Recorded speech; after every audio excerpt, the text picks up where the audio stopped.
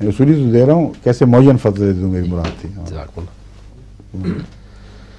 एक और दोस्त का भिजवाया हुआ सवाल है, वो कुरान मजीद की आयत करीमा मा खलक़्ता हाज़ा बातिला की रोशनी में सवाल करते हैं कि इससे पता लगता है कि दुनिया की हर चीज़ में अल्लाह ताला ने ज़रूर कोई मकसद और फ़ायदा रखा है। ठीक है। इस उसूल की रोशनी में मेरा सवाल ये है कि क्या इंसान की हाथ की लकीरों का भी कोई मकसद है, और इन लकीरों के बदलते रहने में क्या कोई मानी पोशीदा है? बदलती तो कोई नहीं, इन्होंने अपनी तरफ से बात घड़ ली है। इस बात घड़ने में कोई मकसद नहीं सिवाय इसके कि जो गैर तख्लीकी मकसद हो। हाथ की लकीरें उसी तरह रहती हैं जिस तरह अंगूठे की लकीरें तब्दील नहीं होती। अगर ये लकीरें तब्दील होती रहती हैं तो फिर अंगूठे के इम्प्रेशन का, उसके निशान का एतबार ही उठ जाता। इसलिए अब तो बाज़ जगह लोग एहतियात से पूरे पंजे पे निशान भी लेते हैं मज़ीद तकवीत के लिए। पहले ज़माने में गालिबन ये था, और बहुत सी ऐसी सहूलतें मिल गई हैं कि खून की लिहाज से भी, कई लिहाज से क़तियत के साथ फैसले हो जाते हैं। मगर ये मुझे याद है कि एक ज़माने में पूरा हाथ का नक्श भी ले लिया जाता था। तो अब आप ये देख लें, लकीरें तो नहीं बदलती और किस्मत बदल जाती है, इन मानों में कि इंसान को एक वक्त हदायत नसीब हो जाती है, उसका मुक़द्दर ही तब्दील हो जाता है। और किस्मत का जो तदबीर के साथ ताल्लुक़ है, ये एक ऐसा रिश्ता है जो किसी वक्त कुछ दिखा सकता है, किसी वक्त कुछ दिखा सकता है। तो वो सारी बातें हाथ में अगर जमी हुई चीज़ों के तौर पर आ जाएं तो फिर इंसान बाइख्तियार रहा ही नहीं। फिर उसको शऊर अता होना, उसको इख्तियार अता होना, जो चाहे करे, मन शाह फल योमिन व मन शाह फल यकफुर, ये सारा मजमून ही ख़त्म हो जाता है। फिर अलावा जी हज़रत सल्लल्लाहु अलैहि वसल्लम ने लानत डाली है उस पर जो हाथ दिखाता और हाथ देखता है, और सख्ती से मना फरमाया है।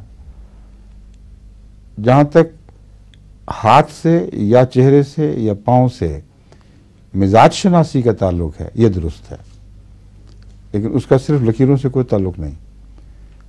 और वो ऐसी इलामतें हैं जो बदलती भी रहती हैं, और ऐसी इलामतें हैं जिनसे बाज़ दफ़ा उनकी अबवियत का पता चलता है, उस शख्स की माजी का पता चलता है, मुस्तकबिल का नहीं। क्योंकि बाद लोग इन रवायात को पेश करके उससे इस्तेनाद करते हैं, उससे ये फ़ायदा उठाने की कोशिश करते हैं कि हाथ की लकीरें भी ठीक हैं।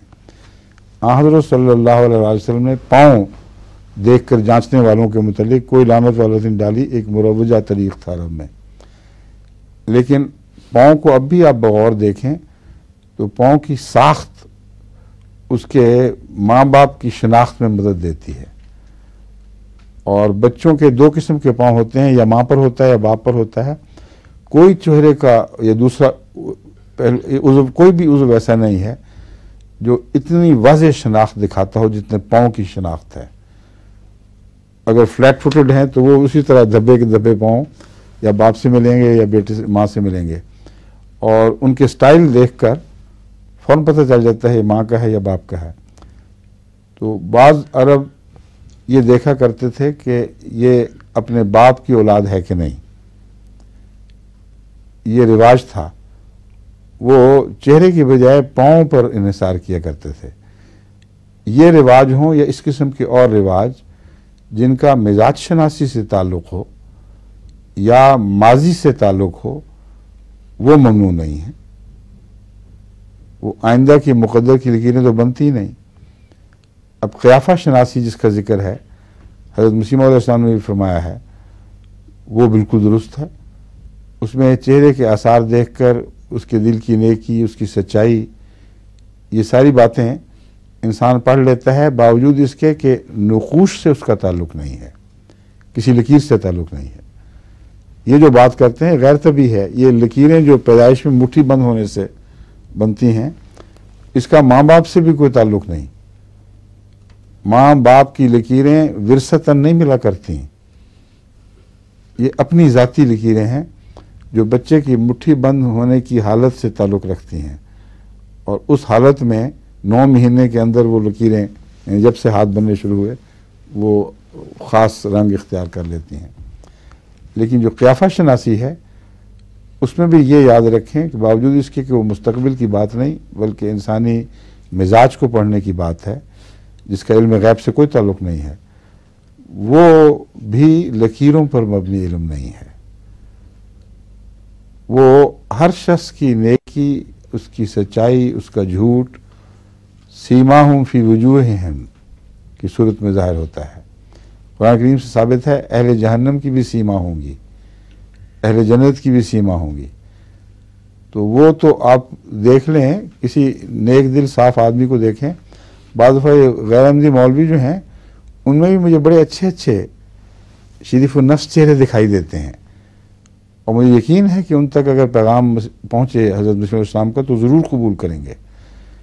इससे मुझे ये भी ज़मीनन ख्याल आया, ये फ़ायदे की बात है कि सारे मौलवियों को बहैसियत मजमूई रद्द कर देना जायज़ नहीं है। यानी उलमा में बहुत ऐसे हैं जो सादा हैं, बदजुबान भी नहीं है, आदतन शरीफ हैं, इल्म थोड़ा है और अपने उलमा की बातें सुनकर ख़ास नहज पर चल पड़े हैं, मगर उनके चेहरे भी अभी तक सादत के निशान ज़ाहिर करते हैं।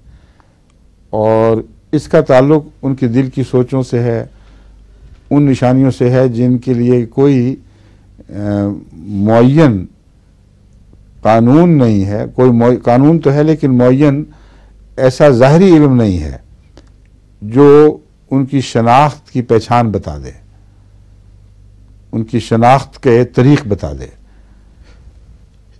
ये फितरत से ताल्लुक़ रखता है ये मज़मून। खलक़ल इंसान अल्लमहुल बयान में ये भी शामिल है, और इस बयान के ज़रिए जो चेहरे की से मिजाज शनासी होती है उसी को हज़रत मसीह मौऊद अलैहिस्सलाम ने अपनी सदाकत की तायीद में पेश फरमाया और तस्वीर की इस खरज से इजाज़त दी अपनी कि लोग देखेंगे तो जो मिजाज शनास लोग हैं वो चेहरा देख के साफ पता कर लेंगे कि सच्चा है। ये जो बात है ये खुद सच्चाई की इलामत है। हज़रत मसीह मौऊद अलैहिस्सलाम को ये ख्याल आ ही नहीं सकता था अगर दिल में अपनी सच्चाई का ऐसा यकीन ना होता कि मेरे चेहरे पर उस सच्चाई ने असरात पैदा कर दिए हैं।